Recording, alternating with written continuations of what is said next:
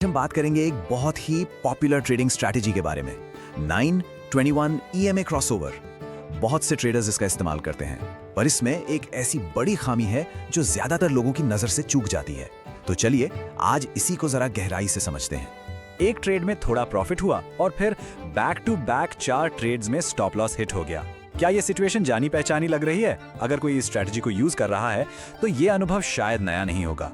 और हाँ, ये काफी फ्रस्ट्रेटिंग हो सकता है, पर यकीन मानिए ऐसा सिर्फ आपके साथ नहीं हो रहा। तो सवाल यही उठता है कि आखिर ऐसा होता क्यों है? जब इतने सारे लोग इस स्ट्रैटेजी को सिखाते हैं, इसे इतना अच्छा बताते हैं, तो फिर लाइव मार्केट में ये बार बार फेल क्यों हो जाती है?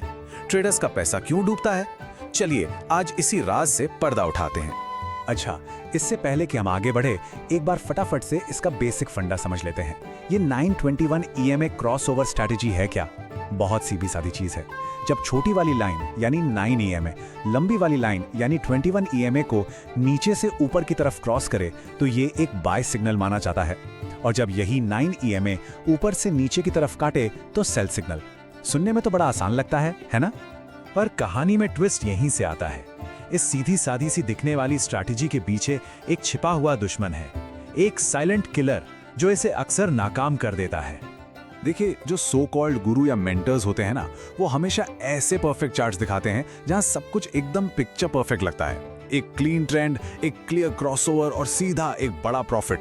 वाह! लेकिन असली मार्केट की सच्चाई वो इससे कोसों दूर है।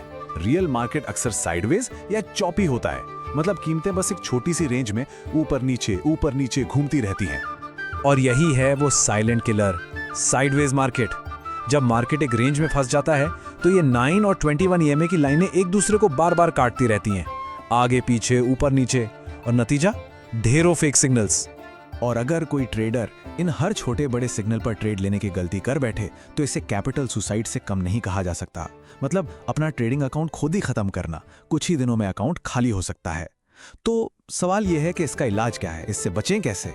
इसका समाधान छिपा है एक खास तकनीक में, जिसे हम कह सकते हैं 2 लेवल फिल्टर का सीक्रेट। ये एक ऐसा तरीका है जो खराब ट्रेड्स को पहचानने और उनसे दूर रहने में मदद करता है। और सबसे मजेदार बात पता है क्या है? इसके लिए कोई नया फैंसी इंडिकेटर नहीं चाहिए। जी नहीं, ये फिल्टर सिर्फ और सिर्फ प्राइस एक्शन पर, यानी मार्केट में प्राइस की असली मूवमेंट पर आधारित है। तो ये फिल्टर काम कैसे करता है? बहुत आसान है, बस 4 स्टेप्स हैं। स्टेप 1, हमेशा की तरह पहले क्रॉसओवर सिग्नल आने का इंतजार करें। स्टेप 2, हाल के जो स्विंग हाई और स्विंग लो बने हैं वहां पर हैमर जैसी खास कैंडल्स को ढूंढें। ये कैंडल्स अक्सर ट्रेंड रिवर्सल का इशारा करती हैं। स्टेप 3, इन्हीं कैंडल्स के आधार पर सपोर्ट और रेजिस्टेंस के लेवल्स ड्रॉ कर लीजिए। और सबसे जरूरी स्टेप 4, ट्रेड में घुसने से पहले प्राइस के इन लेवल्स को तोड़ने का, यानी एक ब्रेकआउट का इंतजार करें। चलिए इसको एक लाइव एग्जाम्पल से समझते हैं तो और अच्छे से क्लियर होगा। चलिए फिर अब इस फिल्टर को एक्शन में देखते हैं। एक रियल लाइफ सिचुएशन लेकर समझते हैं कि ये असल में कैसे काम करता है। तो एक सिचुएशन इमेजिन करते हैं।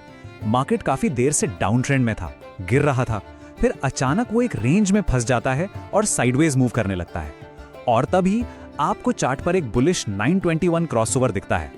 अब जो आम सलाह है वो यही कहेगी कि भाई तुरंत खरीद लो।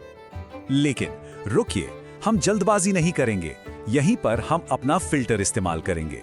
पहला काम, जो सबसे ताजा स्विंग हाई बना है वहां एक हैमर कैंडल को ढूंढेंगे। ये कैंडल हमें ये बताती है कि सेलर्स ने प्राइस को नीचे धकेलने की कोशिश तो की, पर बायर्स ज्यादा ताकतवर निकले और प्राइस को ऊपर ले आए। ये बन गया हमारा ऊपर का लेवल, यानी कि रेजिस्टेंस। अब अगला स्टेप, हम ठीक इसका उल्टा करेंगे। जो सबसे नया स्विंग लो बना है, हम वहां पर एक हैमर कैंडल खोजेंगे। ये कैंडल दिखाती है कि सेलर्स की ताकत अब खत्म हो रही है और बायर्स मार्केट को कंट्रोल कर रहे हैं, और ये बन गया हमारा नीचे का लेवल, यानी कि सपोर्ट। तो अब देखिए हमने क्या किया। इन 2 लेवल्स को मिलाकर हमने एक चैनल, एक दायरा बना लिया है। इसी को हम कहते हैं नो ट्रेड जोन। और इसका नियम बहुत ही सिंपल है। जब तक प्राइस इस जोन के अंदर है हमें कुछ नहीं करना, मतलब रेजिस्टेंस के नीचे बाय नहीं करना और सपोर्ट के ऊपर सेल नहीं करना। हम मजे की बात यह है कि इस नो ट्रेड जोन के अंदर आपको शायद कई बार क्रॉसओवर दिखेंगे, 1, 2, हो सकता है 4, 5 बार भी। लेकिन हमारा फिल्टर हमें साफ साफ कहता है, इन सभी कंफ्यूजिंग और झूठे सिग्नल्स को पूरी तरह से इग्नोर करो। बस शांति से बैठो और इंतजार करो। तो फिर असली ट्रेड सिग्नल है क्या? वो ईएमए क्रॉसओवर नहीं है। असली सिग्नल तब मिलता है जब एक मजबूत पावरफुल कैंडल हमारे बनाए हुए इस जोन के बाहर निकलती है। ये जो ब्रेकआउट है, यही है हमारा कंफर्मेशन, जिसका हम इतनी देर से इंतजार कर रहे थे। और इसका नतीजा क्या हुआ? याद है वो शुरू वाली बात, 1 विनिंग ट्रेड, 4 लूजिंग ट्रेड्स। इस फिल्टर को इस्तेमाल करके उन चारों के चारों संभावित लॉस वाले ट्रेड से हम बच गए और सिर्फ वो एक हाई प्रोबेबिलिटी वाला सही ट्रेड पकड़ा। मतलब क्वांटिटी पर नहीं, क्वालिटी पर फोकस किया। तो मुद्दा यही है, मेहनत से ज्यादा होशियारी से ट्रेड करना। चलिए एक बार फिर से देख लेते हैं कि इस पूरी बात से हमें क्या जरूरी सबक मिलता है। यह आंकड़ा देखिए, 90%। जी हाँ, ये सिंपल सी टेक्निक फेक सिग्नल्स की वजह से होने वाले 90% तक के लॉस मेकिंग ट्रेड से बचा सकती है। ये एक बहुत बड़ा नंबर है और ये सिर्फ एक चीज दिखाता है, सही मौके के लिए धैर्य रखने की ताकत। तो सबसे जरूरी बात जो यहाँ से सीखने की है वो है माइंडसेट में बदलाव। ईएमए क्रॉसओवर को एक ट्रेड सिग्नल की तरह मत देखिए, उसे बस एक अलर्ट समझिए, एक घंटी जो बता रही है कि भाई कुछ हो सकता है, तैयार हो जाओ। असली कंफर्मेशन यानी ट्रेड लेने की हरी झंडी तो तभी मिलेगी जब प्राइस उस नो ट्रेड जोन से बाहर निकलेगा। तो चलिए इस पूरी चर्चा को 3 मेन पॉइंट्स में समेट लेते हैं। पहली बात, सिर्फ क्रॉसओवर सिग्नल के भरोसे मत बैठिए, वो काफी नहीं है। दूसरी बात, जब भी मार्केट साइडवेज लगे, प्राइस एक्शन का इस्तेमाल करके एक नो ट्रेड जोन बना लीजिए।